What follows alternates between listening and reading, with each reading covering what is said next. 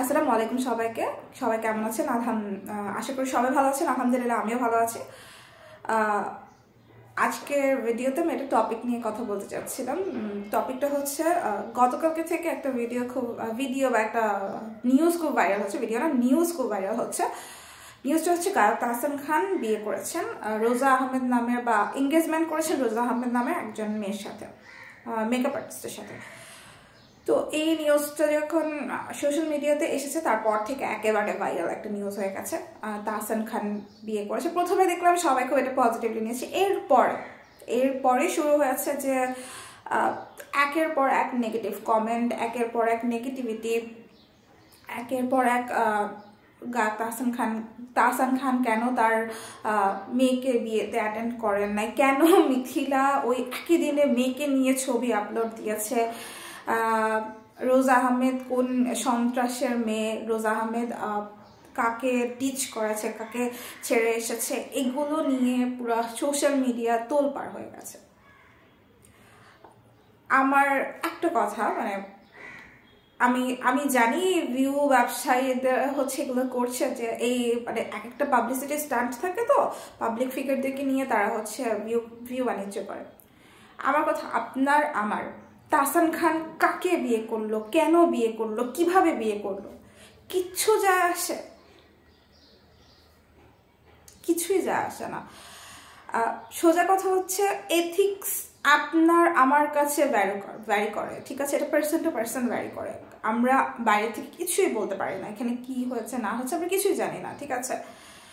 So আপনি আমি বললেই কারোর মধ্যে এথিক্সটা জাগ্রত হয়ে যাবে না, আপনি আমি বললেই কারোর মধ্যে এথিক্সটা নষ্ট হয়ে যাবে না, কারণ এটা বিয়ের মতো একটা ব্যাপার, ঠিক আছে? কিন্তু আপনার আমার মতো না সেলিব্রিটিরা নর্মাল মানুষ। আপনার আমার যেসব এনজাইম, যেসব হরমোন নিঃসৃত হয়, তাদেরও কিন্তু সেই সেম এনজাইম, সেম হরমোন নিঃসৃত হয়, হয়তো বা কারো প্লাস মাইনাস কম বেশি হতে পারে পরিমাণ।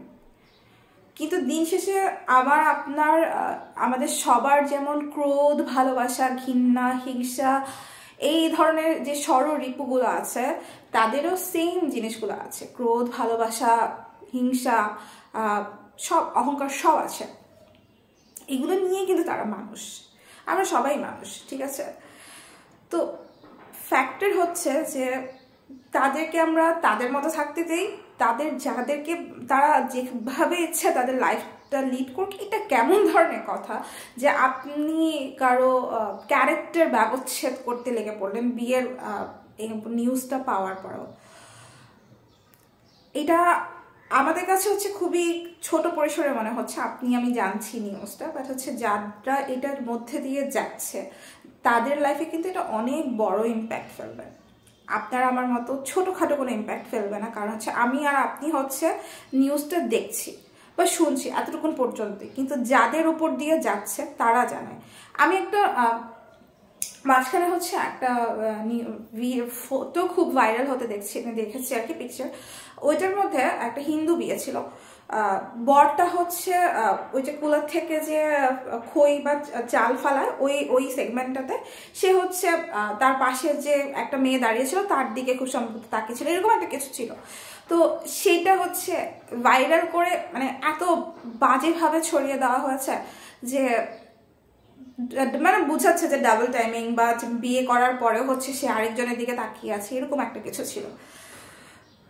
আমার কথা হচ্ছে, ওই মেয়েটা তার শালিকা হতে পারে, তার দূর সম্পর্কে কোনো বোন হতে পারে, তার কোনো বন্ধু হতে পারে, যার প্রতি তার নেহায়াতি কোনো ধরনের কোনো ফিলিংস না থাকতে পারে।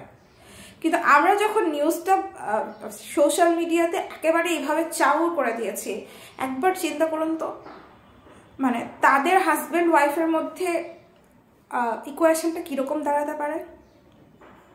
অনেক খারাপ দাঁড়াতে পারে। কিংবা ওই মানুষটার সাথে তার ইকুয়েশনটা কীরকম দাঁড়াতে পারে? হয়তো বা একদম সাডেনলি ক্যামেরাম্যান ওটা একটা মানে ওই মোমেন্টটা হচ্ছে নিয়েছে, ঠিক আছে? খুবই সাডেনলি, হয়তো বা আউট অফ নাথিং উনি ওনার দিকে তাকিয়েছিলেন। সেটা দিয়ে কি একটা মানুষ বিবেচনা করা যায়? কিন্তু তার হয়তো পার্সোনাল লাইফে অতটুকুন টাইমের জন্য, অতটুকুন ন্যানো সেকেন্ডের একটা মোমেন্টের জন্য তার পার্সোনাল লাইফটা কিন্তু হেল হয়ে যেতে পারে। সে কোনো সেলিব্রিটি না, সে খুবই সাধারণ একজন মানুষ। তো আমার কথা হচ্ছে আপনার আমার বা আমাদের কারো কি অধিকার আছে কারো জীবন এইভাবে হেল করে দেওয়ার? আজকাল সোশ্যাল মিডিয়ার যুগে সবকিছু অনেক সোজা হয়ে গেছে। আমরা চাইলেই কারো জীবন একেবারে হেল করে দিচ্ছি, কাউকে মানে কোনো একেবারেই মানে ভেগ মানুষজনকে হচ্ছে আমরা সেলিব্রিটি বানিয়ে দিচ্ছি। মানে আমি সোশ্যাল মিডিয়ার অনেক ভালো দিক আছে, ডেফিনেটলি ভালো দিক আছে, বাট হচ্ছে আমাদের আসলে বোঝা উচিত যে আমাদের নিজেদের বোঝা উচিত যে আমাদের কোন বিষয়ে কথা বলা উচিত, কোন বিষয়ে কথা বলা উচিত না, কোন বিষয়ে নিজেদের মুখটাকে থামানো উচিত, কোন বিষয়ে মুখ খোলা উচিত। মানে এটা আমার কাছে মনে হয় যে এত মানে শ্যালো জিনিস নিয়ে যদি আমরা ব্যস্ত থাকি তো আমরা প্রোডাক্টিভিটি কখন বাড়বো? আপনি তাহসান মিথিলাকে নিয়ে পড়ে না থেকে একটা ভালো বই পড়েন, দেখবেন আপনার মেন্টালিটি, আপনার দেখার চোখ, আপনার চিন্তাধারা পুরো চেঞ্জ হয়ে যাবে। তাহসান মিথিলার লাইফে যা ইচ্ছে হয়ে যাক, আপনার লাইফে কিচ্ছু যাবে আসবে না। তাহসান মিথিলাকে আপনি একজন মানে নর্মাল সেলিব্রিটি ছাড়া আপনি কিছুই ভাববেন না, ঠিক আছে? তো focus on your self actually. মানে সেলিব্রিটি বা এই ধরনের নিউজ নিয়ে আসলে আমার কাছে মনে হয় না যে খুব একটা বিজি থাকার বা খুব একটা কথা বলার কোনো নেসেসিটি আছে। এই তো এইটা নিয়ে আজকে কথা বলতে চেয়েছিলাম, কথা বললাম।